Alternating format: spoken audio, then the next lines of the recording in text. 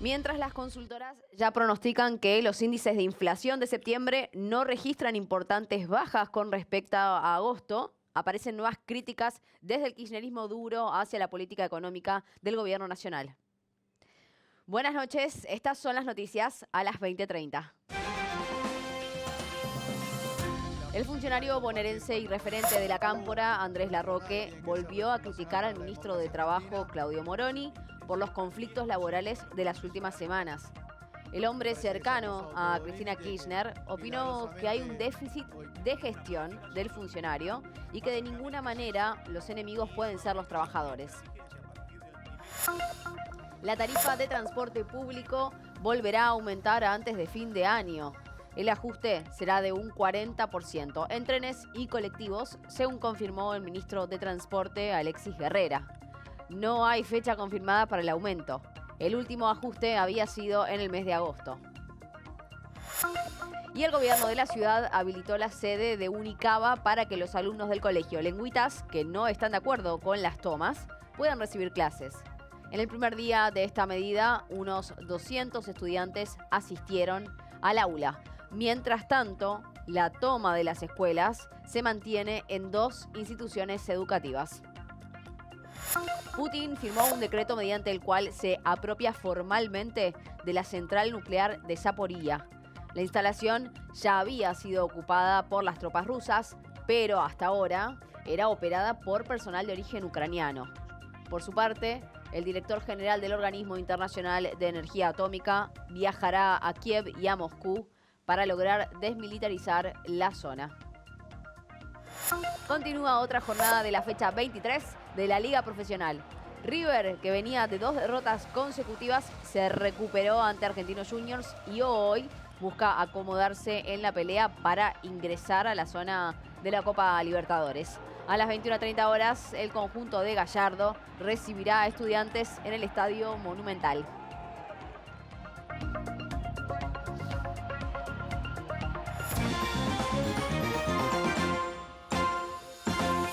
En medio del alto índice de inflación y la reapertura de las paritarias, el funcionario bonaerense y referente de la Cámpora, Andrés Larroque, volvió a criticar al ministro de Trabajo, Claudio Moroni.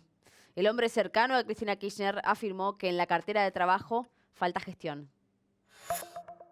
Yo creo que claramente hay un déficit en materia de gestión, ¿no? por lo menos en el conflicto del neumático. Está claro que si las cosas se prolongan por tanto tiempo y después finalmente se termina comprobando que obviamente con dedicación, con actitud y con voluntad política se puede resolver. De ninguna manera los enemigos pueden ser los trabajadores y las trabajadoras y terminamos siendo demasiado complacientes con los factores de poder. En paralelo, el gobierno nacional está negociando con las empresas de consumo masivo la renovación del programa Precios Cuidados que vence el próximo viernes. Las reuniones comenzaron a mediados de septiembre y se espera que haya un acuerdo entre fines de esta semana y comienzos de la próxima. La Secretaría de Comercio busca que el aumento mensual de los precios sea del 3%, mientras que los productos que ya están en el listado podrán ajustarse entre el 4 y el 5%, es decir, 2 puntos menos que la inflación. La propuesta oficial es bajar la cantidad de productos de 1.000 a 500 e incluir las marcas líderes en los formatos más vendidos. Por su parte, los empresarios pusieron como condición acordar límites de volúmenes a entregar por esos valores. Sin embargo, desde la Secretaría se habrían negado a establecer cupos y continúa la negociación.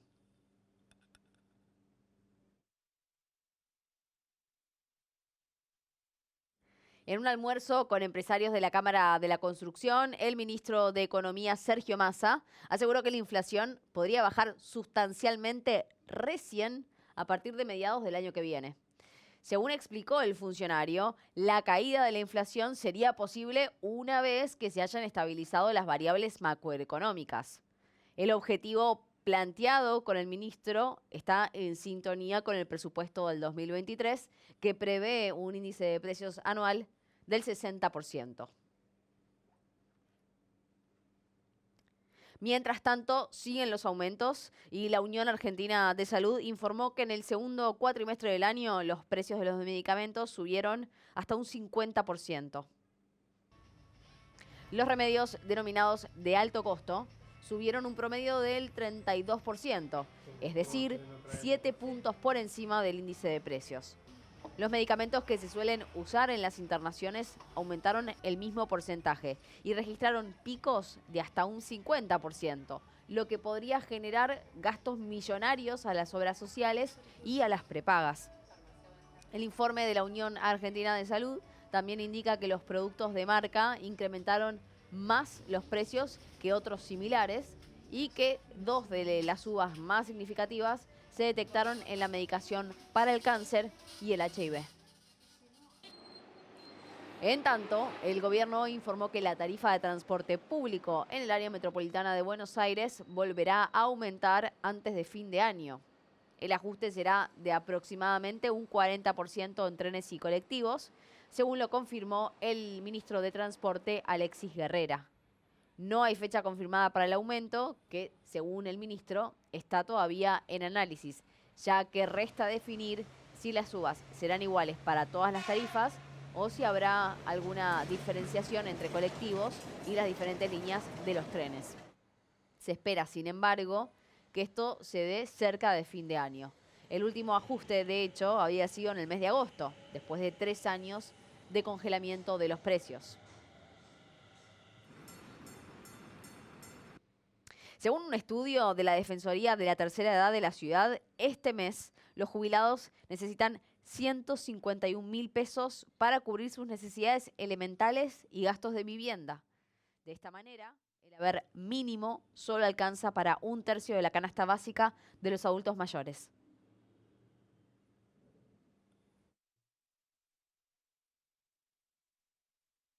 No me alcanza para nada. Si no tuviéramos algún hijo que nos da una mano, estamos fritos.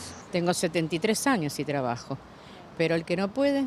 Norma y Marcela resumen la realidad de los jubilados que cobran la mínima, pero necesitan el triple para cubrir su canasta básica. La primer canasta de este año, que fue abril, estábamos en 97.000 pesos, aumentó el 51% a octubre, estamos en 150.000. Es una canasta que es muy acotada y así todo el jubilado con su haber cubre solamente 1/3 de esa canasta. Estos datos se dan en un contexto en el que 6 millones de jubilados cobran la mínima de 43.000 pesos y el resto recibe en promedio 65.000. Es decir, que el 80% de los adultos mayores en la Argentina son pobres. Un medicamento que estuvo por sobre los guarismos de la inflación a nivel general, hay que sumarle insumos de farmacia que en el primer semestre aumentaron más del 100%. Mira, con descuento y todo gastás por lo menos 3.000 a 4.000 pesos cada vez que vas. A pesar de que deberían cuidarse más que nunca, ellos deben reducir su calidad de vida. Hay cosas que no se compran más. ¿Y qué sé yo? La carne, poca. Y el yogur uno lo trata de evitar, que es lo que tenemos, no nos tiene que faltar.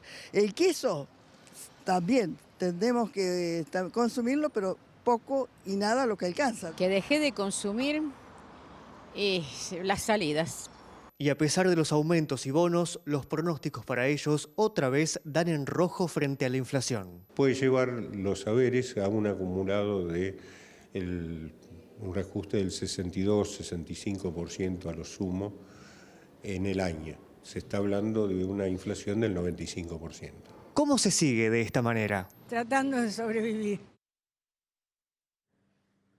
A partir del 1 de noviembre se dejará de comercializar desde los frigoríficos la medida res y la carne saldrá directamente al comercio minorista en trozos que no deberán superar los 32 kilos. Miguel Schiaretti, presidente de la Cámara de la Industria de la Carne, planteó que debería haber una ley que establezca que la carne salga por cortes, ya que considera que la industria frigorífica no está en condiciones de generalizar este tipo de medidas.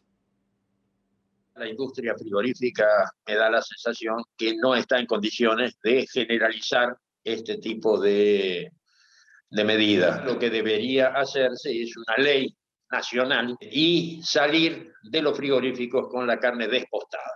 Es decir, todos los cuadriles por un lado, todos los asados por el otro, en bultos que no pesen más de 25 kilos. Pero esto es una tarea ardua y muy compleja. No solo hay que hacer modificaciones en muchas de las fábricas, por lo menos en 400 de las 450 fábricas que hay, porque ya no hace falta tener un camión grande que pueda trasladar una media res sin arrastrarse. Ahora debería hacerse en camiones más chicos. El secretario de Agricultura, Ganadería y Pesca, Juan José Bailo, confirmó que el gobierno no tiene ninguna intención de subir las retenciones al campo. Las declaraciones buscan disipar los temores de los legisladores de la oposición y de las entidades agropecuarias. En los últimos días habían advertido que uno de los artículos del proyecto de ley del presupuesto 2023 facultaba al gobierno a modificar las retenciones. En tanto, la Cámpora también continúa con la interna por las PASO. El ministro de Desarrollo de la Comunidad Bonaerense, Andrés Larroque, consideró que las elecciones primarias, abiertas, simultáneas y obligatorias, perdieron su sentido original de ser instancias para definir candidaturas y señaló que no se puede tener dos elecciones para una misma cosa. Por otra parte, el oficialismo no consigue el apoyo de los movimientos sociales para acompañar la suspensión de las PASO en el Congreso. Según algunas versiones periodísticas, de hecho, Alberto Fernández estaría en contra de eliminarlas y esto habría generado un nuevo frente de conflicto con Cristina Kirchner. Por su parte, el titular de Gastronómicos, Luis Barrionuevo, advirtió al gobierno nacional y a todos los sectores de la política. El sindicalista pidió que se dejen de hinchar porque vuelve el que se vayan todos, en referencia justamente al reclamo popular que sonó en diciembre del 2001. Se acusan uno con otro y son todos los mismos, Eduardo. Cuando vos te das cuenta de lo que la historia de uno, son todos primos.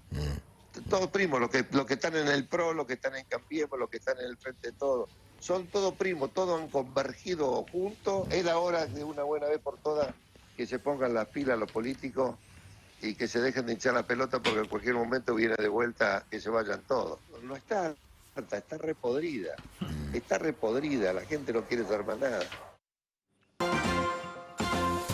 El diputado Facundo Manes participó de un coloquio de la Unión Industrial de Córdoba, donde se refirió a su reciente disputa con parte de Juntos por el Cambio. El neurólogo se definió a sí mismo como incómodo para algunos de sus compañeros del frente, aunque afirmó que no va a romper la coalición y que van a ir juntos, justamente en referencia a las elecciones del 2023. También destacó que coincide con el gobernador cordobés, Juan Schiaretti, en que hay que buscar una salida por arriba de la grieta. Al evento también asistió Horacio Rodríguez Larreta, pero evitaron cruzarse. Hace algunos días, el radical había acusado a Mauricio Macri de haber ejercido populismo institucional durante su gobierno y sus dichos fueron recriminados por la mayoría de los referentes de Juntos por el Cambio. De la institución presidencial que ha hecho el actual.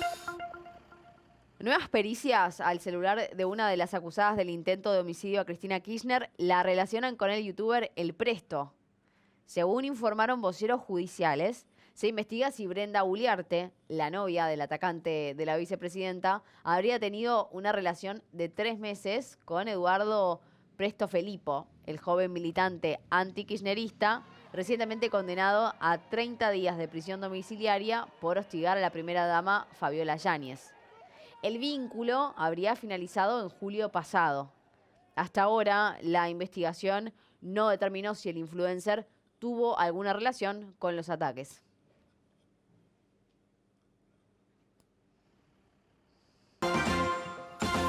Después de la pausa, un operativo de fuerzas federales desalojó los predios ocupados en Villa Mascardi. Luego del operativo hubo algunas represalias de los grupos radicales que reivindican los reclamos territoriales mapuches. Además, Rusia tomó posesión de una central nuclear en Ucrania, mientras el contraataque de Kiev avanza en el este y el sur del país. Estos y otros temas en instantes en Noticias a las 20:30.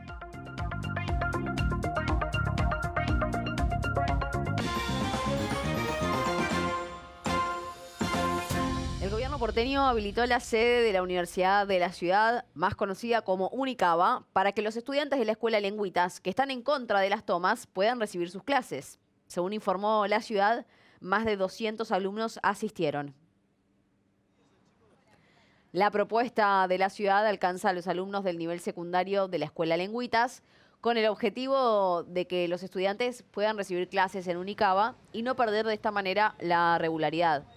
Los alumnos que asistan a clases mantendrán el mismo horario que cursaban en el colegio y se les va a tomar asistencia. La cartera de Educación porteña explicó que la decisión se tomó debido a la cantidad de padres que no están de acuerdo con las medidas de fuerza de los centros de estudiantes. Mientras tanto, los chicos del nivel inicial y primario sí pueden asistir a clases con normalidad en la sede de Lengüitas. La mayoría de los chicos no estaban de acuerdo con la toma. Se termina con esto porque los chicos que no vienen acá seguramente que están en la toma van a quedar libres porque se les van a tomar todas las inasistencias de hace más de una semana. Es un método que me parece que está bien como para presionar para que se levante la toma, que es absurdo. No nos parece bien el método de la toma.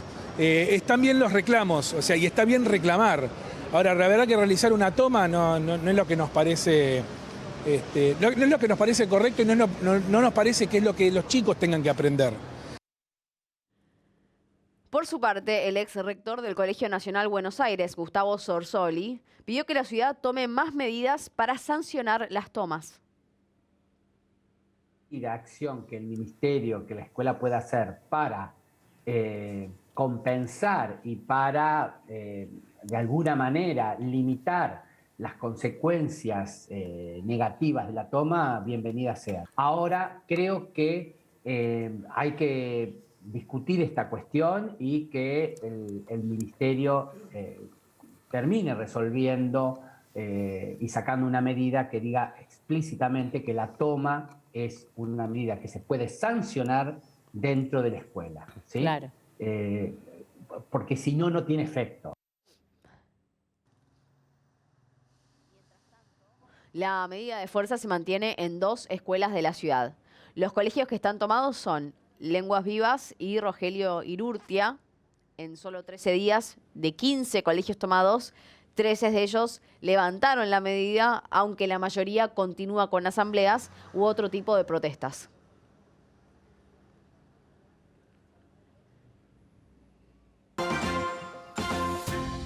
Además, el Ministerio de Transporte autorizó que una línea de colectivos una los aeropuertos de Ezeiza y Aeroparque. El recorrido será posible por la unificación de las líneas 5 y 8, que modificarán su ruta para llegar a las terminales aéreas.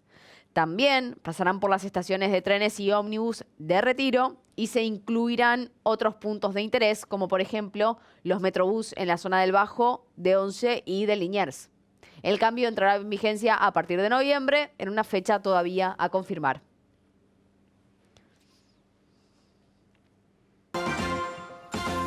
Luego del desalojo de los predios usurpados en Villa Mascardi, las fuerzas federales permanecerán en la zona para evitar que los grupos violentos intenten retomar el control de esos territorios. En el operativo no lograron capturar a los líderes y solo localizaron a mujeres y a niños. El operativo se realizó a través de una orden judicial que exigía el desalojo de los predios de Villa Mascardi. Estos terrenos son en parte privados y en parte forman parte de los parques nacionales. En el operativo, según se informó, se logró liberar toda la zona usurpada. El grupo comando estuvo conformado con 250 efectivos, carros hidrantes y 2 helicópteros. En el desalojo resultaron detenidas unas 10 personas, todas mujeres y una de ellas embarazada. No estaban los líderes de los grupos armados ni los que comenzaron la toma, que eran en su mayoría hombres. 14 horas más tarde, las fuerzas federales encontraron a 5 menores ocultos en las montañas, a unos 1.500 metros de la zona desalojada. Estos menores fueron entregados a las autoridades para su reubicación familiar. El resultado ha sido positivo. Nuestra intención siempre fue el poder entrar con el cuidado del caso, sin armas letales. Me cansé de escuchar a la tarde las agresiones y los disparos. Ninguna de esas cosas pueden ser ciertas porque no había armas letales y no hay agresiones de ninguna característica. Puse un comunicado que digo ni un rasguño siquiera, y tenemos cosas por seguir adelante y insisto, creo que el camino es el correcto, entonces pues, seguiremos trabajando. Y en menos de 24 horas, los grupos armados comenzaron las represalias.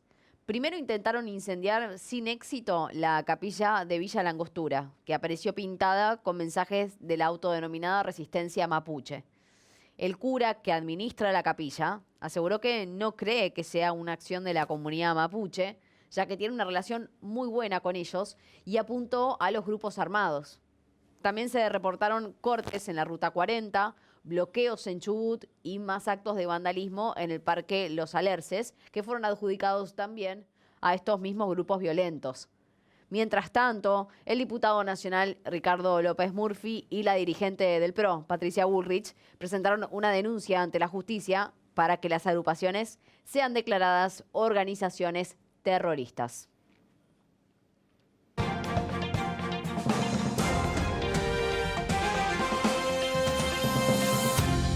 El presidente de Rusia, Vladimir Putin, firmó un decreto para tomar control formalmente de la central nuclear de Zaporilla en Ucrania. La central está situada en uno de los territorios que Moscú anexó la semana pasada a través de una medida que fue desconocida por los Estados Unidos y por Europa.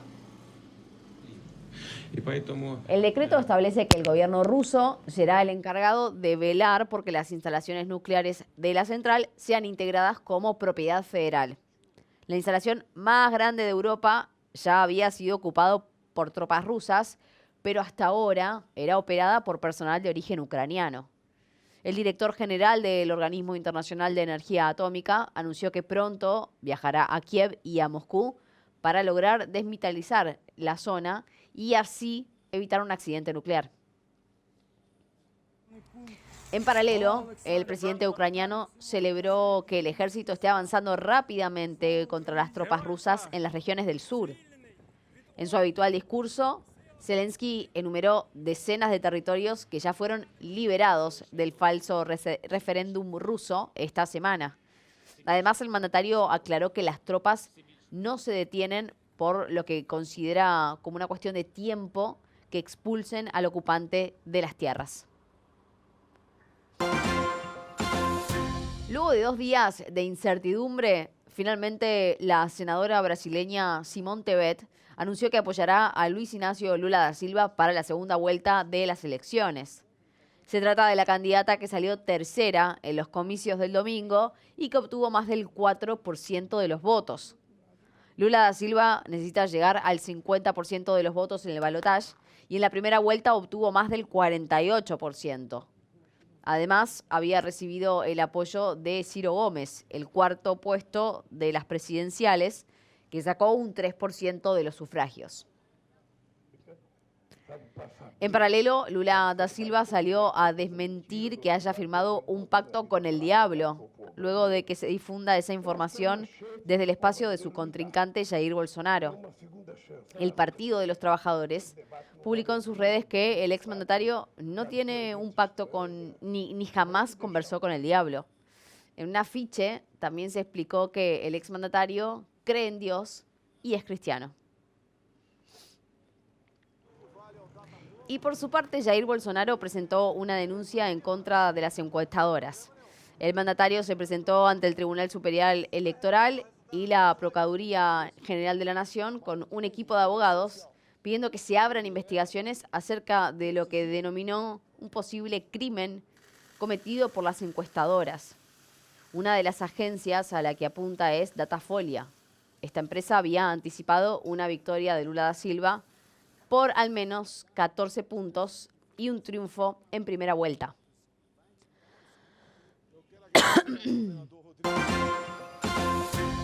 La Organización de Países Exportadores de Petróleo acordó reducir la producción de petróleo en 2 millones de barriles diarios, o sea, más del 2% de la demanda global a partir del mes de noviembre. Según los inversores, el recorte fue mayor al esperado y tendrá impacto en el valor del barril, que subirá, según estimaciones, por encima de los $100. Estados Unidos interpretó el anuncio como un alineamiento de la organización petrolera con Rusia. La Casa Blanca advirtió que es de suma importancia mantener un suministro global de energía y que esta disposición tendrá impacto negativo en Países Bajos y de medianos ingresos.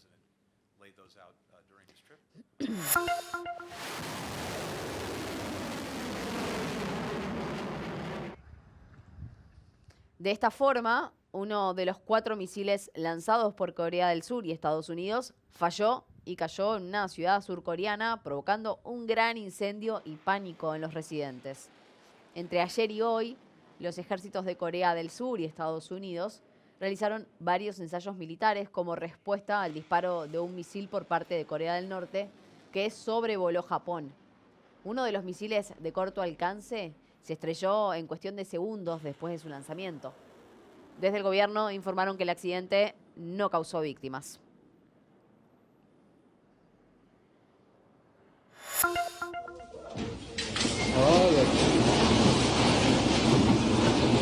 Y así se derrumbó una vecindad en el centro histórico de la Ciudad de México. Más de 40 vecinos fueron desalojados y actualmente las autoridades están llevando a cabo un peritaje para determinar si el edificio está en condiciones de volver a ser habitado. Luego de que el techo de un departamento se desplome, varios residentes de la vivienda afirmaron que no estaba en buenas condiciones y que todas las paredes tenían grietas.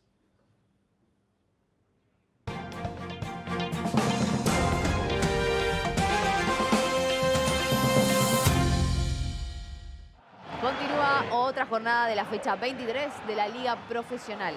River, que venía de 2 derrotas consecutivas, se recuperó ante Argentinos Juniors y hoy busca acomodarse en pelea por ingresar a la zona de la Copa Libertadores. A las 21:30, el conjunto de Gallardo recibirá a Estudiantes en el Estadio Monumental.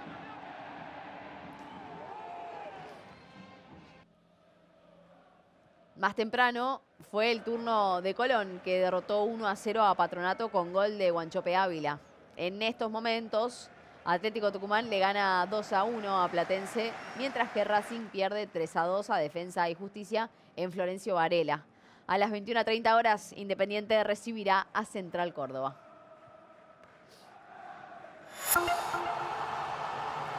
Y a raíz de una serie de denuncias realizadas por un grupo de jugadoras de fútbol norteamericanas, la Asociación de Fútbol de los Estados Unidos encargó un informe que reveló insultos, manoseos y abuso sexual sistemático por parte de los entrenadores y directivos de los clubes.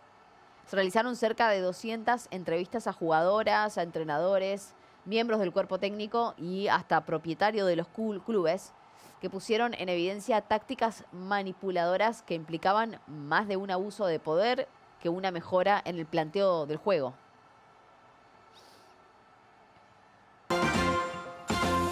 Te contamos toda la información de cómo va a seguir el tiempo en la ciudad de Buenos Aires. La temperatura actual es de 17 grados, el cielo está nublado y la térmica también es de 17 grados. Atención para la madrugada porque pueden registrarse algunas lloviznas.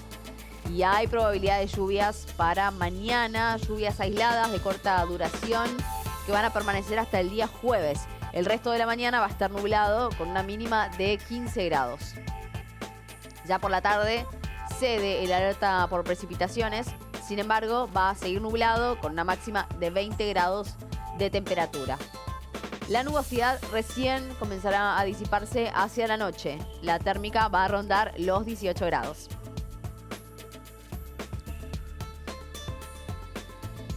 Y hasta acá te contamos qué pasó en tu ciudad, en el país y en el mundo. Muchas gracias por acompañarnos. Quédate en el canal de La Ciudad, que ya llega hoy, nos toca a la noche con todo el análisis que nos dejó la jornada. Y mañana nos reencontramos en más noticias a las 20:30. Chau.